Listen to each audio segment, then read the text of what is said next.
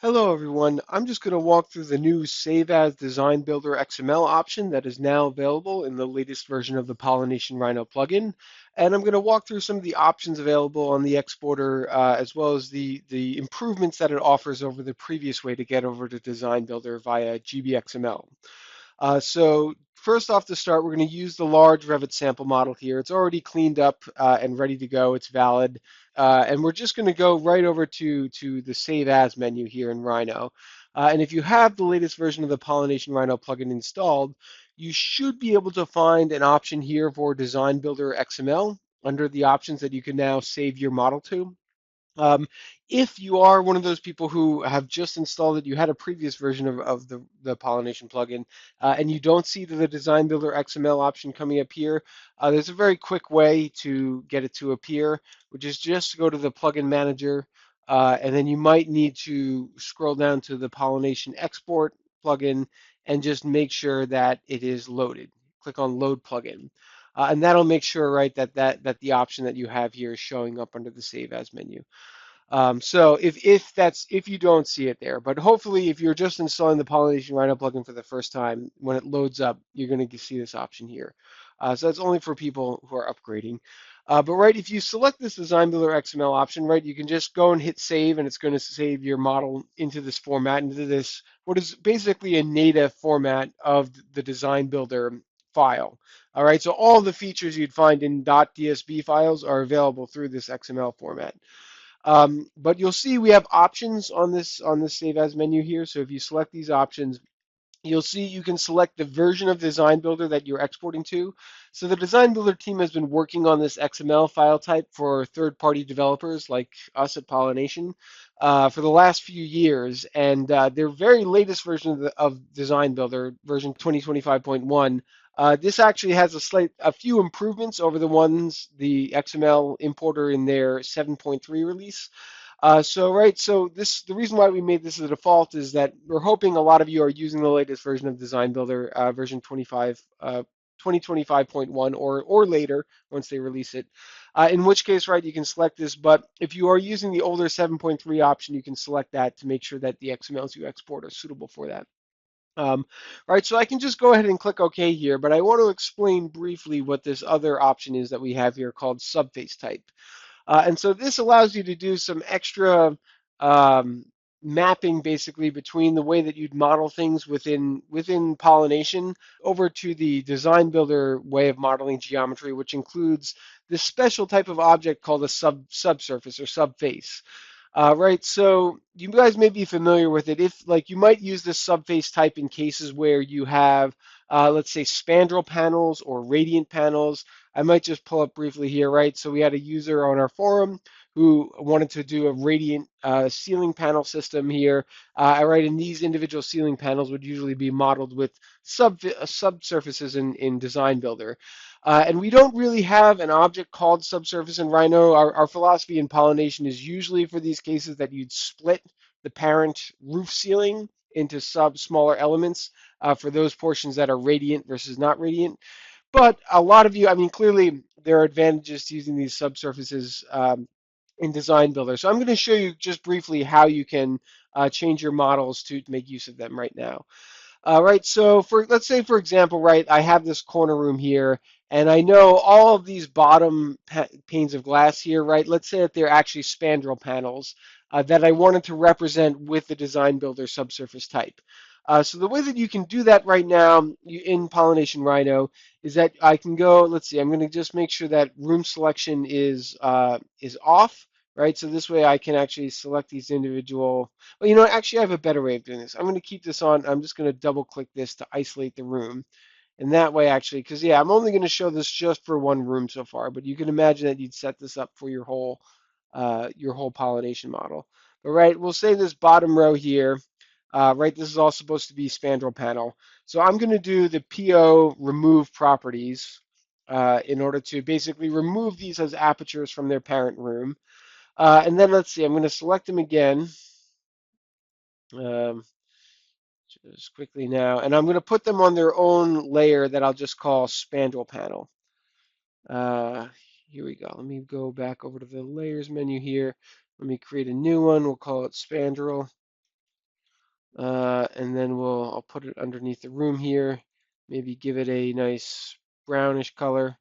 And right, I'm going to change the objects to be on this layer. Okay.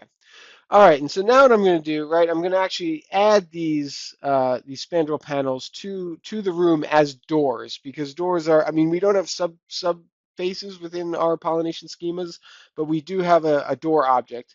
So I'm just going to do PO add doors, right, and so I'm going to select this room. I want to add these doors, which are actually spandrel panel to, and I'm going to hit enter. And then it's going to ask for the planar surfaces for creating doors. I'm just going to right click, select objects for my spandrel panels there and hit enter, right? And you'll see it's going to add these to these rooms as doors. And so what you'll see, right, so you can actually, if I go back now to save as DesignBuilder XML, you'll see what I can do. Here we go, up to DesignBuilder XML.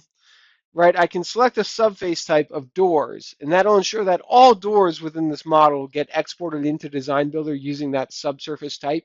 But right in that, for this reason, we actually have these other options here. Like, right, if you have other opaque doors in your model, you don't want to export all of them as subsurfaces, right? You can select this to just translate the glass doors from your pollination model over into Design Builder, right? Or in the case of radiant ceiling panels, you can do overhead doors only.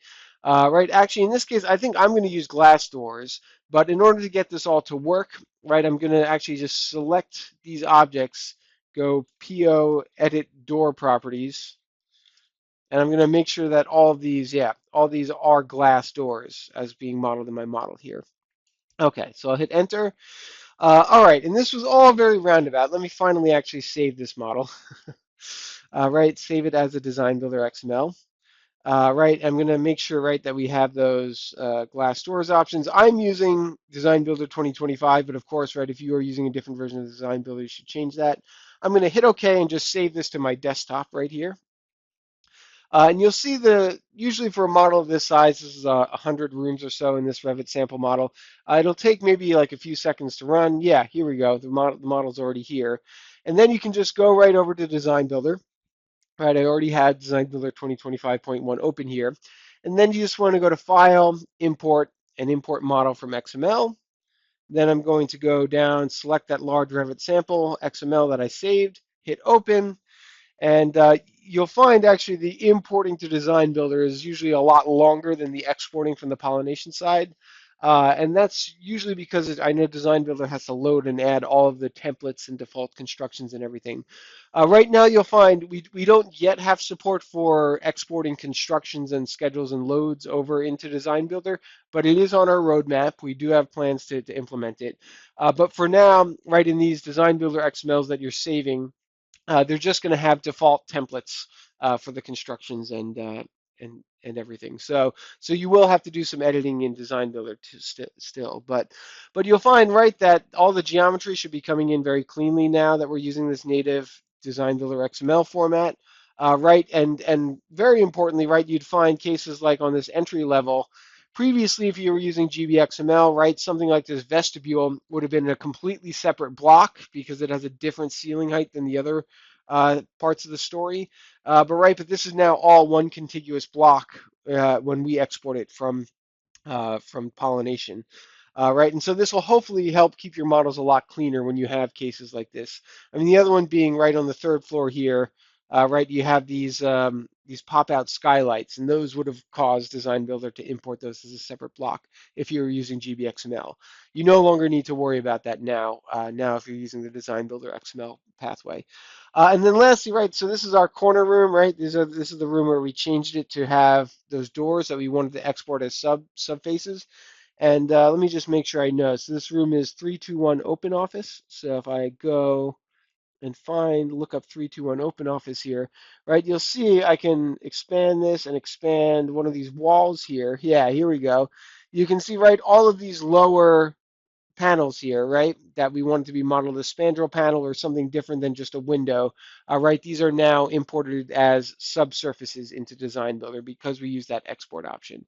All right, and as I said, right, so you can use this for a case like this where it's spandrel. You can use these for radiant ceiling panels. All right, this is just giving you an extra level of geometric freedom when you're organizing your models for export to Design Builder. So that's about it. I hope you guys enjoy at least this new pathway. As I said, keep an eye out for us adding more features to our Design Builder exporter, including the constructions and schedules and loads. And happy energy modeling.